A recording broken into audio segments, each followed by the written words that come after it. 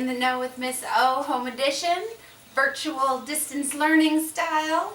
I'm going to do today the chicken yakisoba lab. We were going to be doing that right around this time.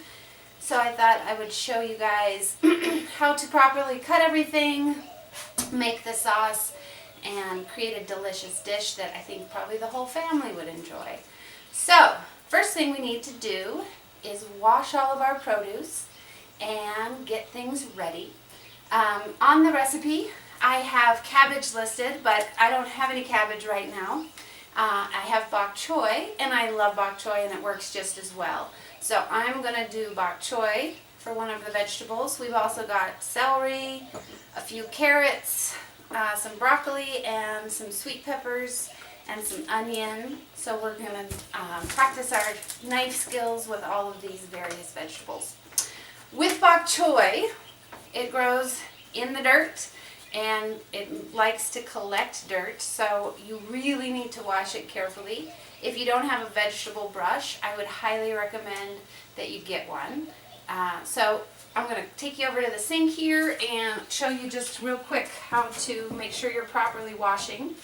Bok choy looks like this, and it comes together all clumped up. I've already sliced it and taken off the bottom and peeled apart the individuals. The dirt likes to hide right down in here. So when you're washing, be sure that you've got some water going, and if you have a vegetable brush, really get in there and make sure that you're not leaving any dirt on the leaves or the stems. There's nothing quite as gross as chomping down into a big chunk of dirt in the middle of your dinner. So make sure you're getting it nice and clean. Alright, so I've rinsed off the bok choy, I've dried it a little bit, and now I've got it on my cutting board. Remember kids, when you're holding your knife, you want your pointer finger on one side of the blade, your thumb on the other. Your middle finger can kind of be nudged up against the hilt there, and it needs to be an extension of your arm. So just a nice easy rocking motion. You don't even hardly have to pick the knife up off the cutting board. If you're hacking and chopping, you're doing it wrong. Alright, so I'm going to give a nice little slice just right here to thin that down, and then just come across and do basically a rough chop. And make sure you get the leaves in there too. The whole part of the plant is yummy. Alright, the next thing on our list is half a yellow onion. We are not going to dice this. We're going to do nice long strips like you see in Asian cuisines often. So the key with cutting onions, anytime you have something that's round like this, you need to establish a flat side so that it won't roll on you. So I'm going to cut it off at the stem. Just a little slice there. Oh.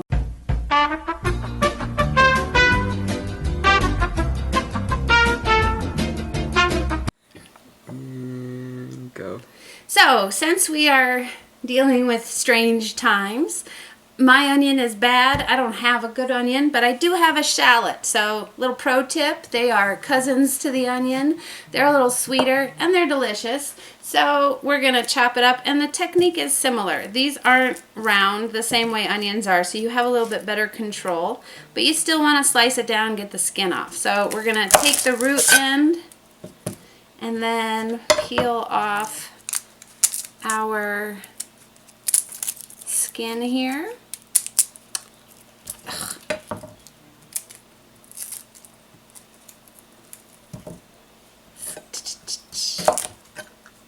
I'm going to come down lengthwise and get this skin is very thin, so it's a little bit tricky to peel off here, but once you get it going, you can get a big chunk. And then I'm just going to do some half moons, keeping it thin, and cut at an angle a little to get ready to go into our stir fry. So since we are having an interesting time of things, I only have 3 little baby carrots. The recipe says 2 medium carrots peeled and sliced into rounds. We can essentially do the same thing with baby carrots, but it's just not going to be quite as much carrot as we want in the recipe. So if these were regular carrots, we'd peel them, right, like regular size. And then for rounds, you can actually gather up a couple baby carrots at the same time. Make sure you are using that claw we talked about, so holding the food with your knuckles bent so that you don't take off the ends of your fingertips, and just come down and do some thin rounds. All right, the next thing we're gonna slice up are some celery stalks. The recipe calls for 2, but since we're so low on carrots, I thought I'd add a third and kind of beef up the veggies a little bit.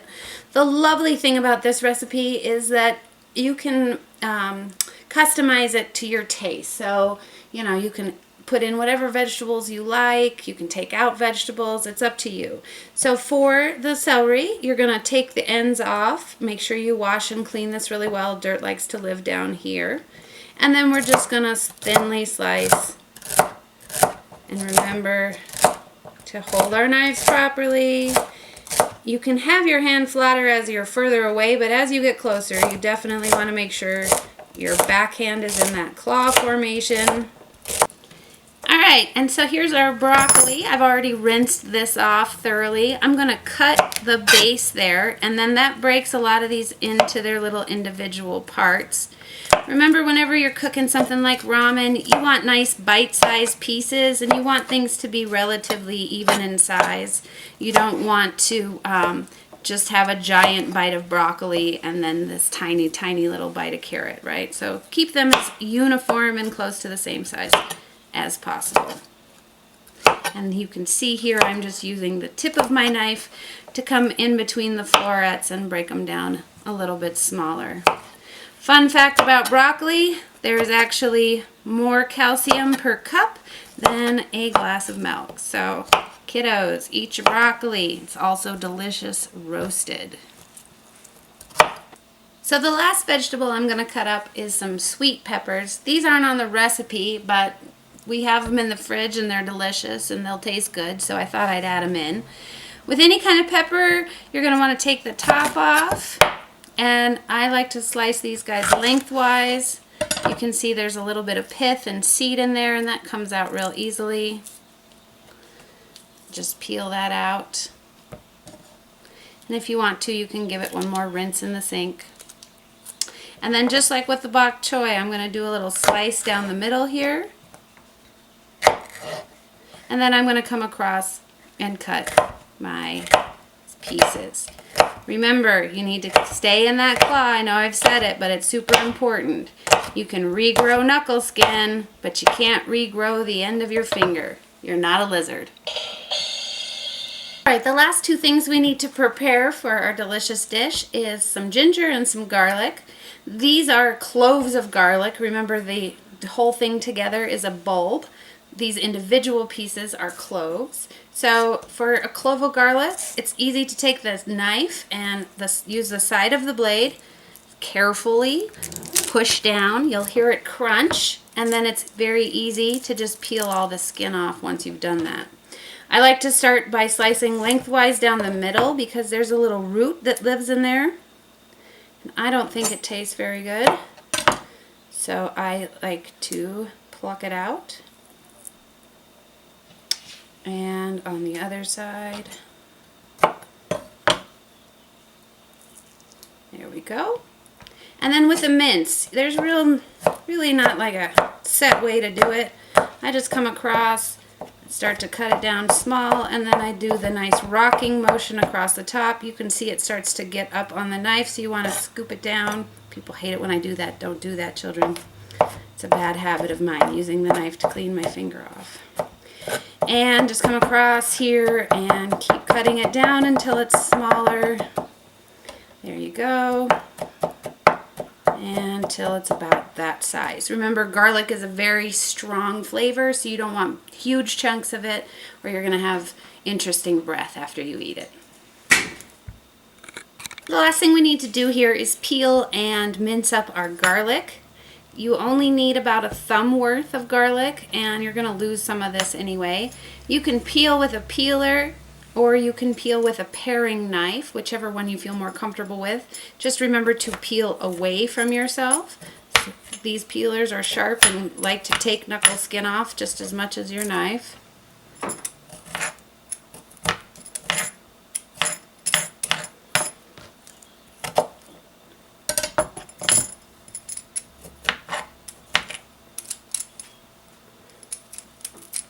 And once you get all the skin off, little piece wants to hang on. Again, like with the garlic, you're just going to come across, start with some small cuts, gather the ingredient back up again, and cut across some more. So we still have some kind of, weird little corners here that are hard to get into.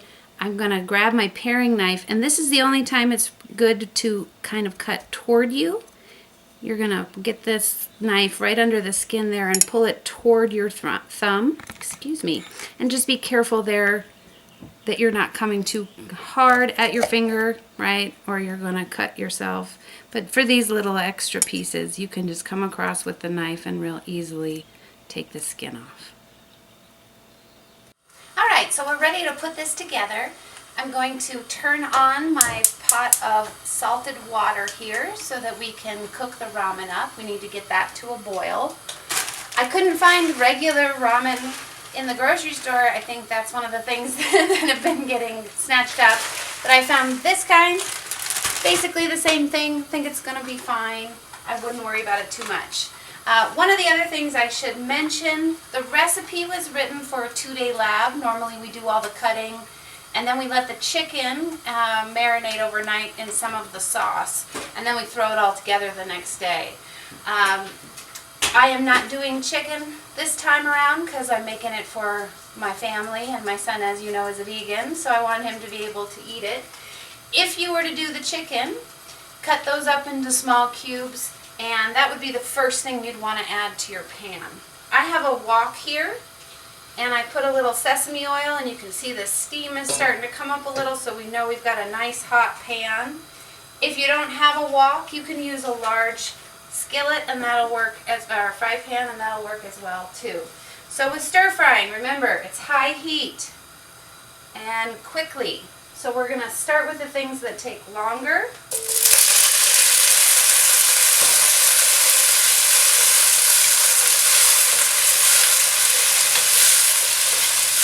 Broccoli is the most dense of the vegetables I've got for this dish, so I'm going to add them first. I'm going to do a little sprinkle of salt, a little sprinkle of pepper. I'm going to add in the carrots as well because those are also fairly dense. And we're going to just keep moving it around, getting things cooked down a little. Turn my heat back up. And if your heat is too high, just turn it down a little. You still want it to be, keeping things sizzling, but you don't want everything to splatter out at you either. So be careful as you're working. We're going to give the carrots and broccoli just a couple of minutes to cook, and then we will add the celery and the bok choy. Alright, so the broccoli is starting to get tender. I am going to add my celery, my bok choy, and I think I'll throw my shallot in now as well. Sprinkle more salt, and a little bit of pepper, and get this all stirred up. And we will continue the frying process. Alright, the bok choy leaves have started to wilt a little, and it's been another couple minutes here. Everything is getting tender and nicely cooked. So I'm going to add our last ingredients. I'm going to put in the sweet peppers, add a little bit more color there, pop in our ginger and garlic, and a little bit more salt, and a little bit more pepper. I'm also going to add some of this amazing umami seasoning. My dear friend Heidi sent this to me, and it is pretty much good on anything. So why not, right? And that's the other thing about this recipe that's wonderful. You can tweak the sauce a little if you want. You can make it spicier. Whatever sounds good to you. We all have different palates, so, some combinations might be more appealing to you than others. And then lastly, we're going to put that sauce in. You may not need all of it. Kind of depends on how much you got going on in there, but I am definitely going to be using all of it. And the sauce starts to steam and cook down all the vegetables as well, so they're going to get even more tender here pretty quickly. I'm going to give this just another couple of minutes. As soon as my water's boiling, I'm going to cook up the ramen. When that is done, I'll drain it and add it right in here, and it will be delicious. Good. Alright, so this is 2 packages worth of ramen here, cooked and drained. And I've turned my veggies on to a low heat because they're pretty much cooked. I'm just going to warm everything back up as I add it together. So I'm just going to dump the noodles right in here with the vegetables. If you want more noodles, you can make more packages. And I'm just going to toss everything together. I do want to take a minute here and talk about how this lab came to exist. I always ask the students for suggestions about things they want to cook, and I usually get a couple wise guys who say cereal or things that aren't exactly cooking, and I got a lot of students that said ramen. Well, the problem with your regular old ramen is those spice packets are mostly chemicals, salt, sugar, and that type of thing. So I did some research and I found what I thought to be a pretty fresh take, where you make your own sauce, you know what's going in it, and you can add all kinds of goodness. These things, these little spice packets, they have monosodium glutamate, which is another word for salt. They have sugar, onion powder, maltodextrin, which is another word for sugar, so sugar twice now. So yeah, just not all the good stuff you need in your body. So get that nice and mixed up, incorporate it in as best you can, and then serve up a bowl. Alright, so as you can see here, I've got a bowl of yummy goodness, and the only thing left to do now is try it. So I have not had lunch, and I am excited.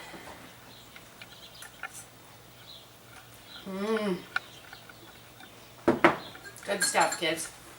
Enjoy. Stay safe. I'll see you next time.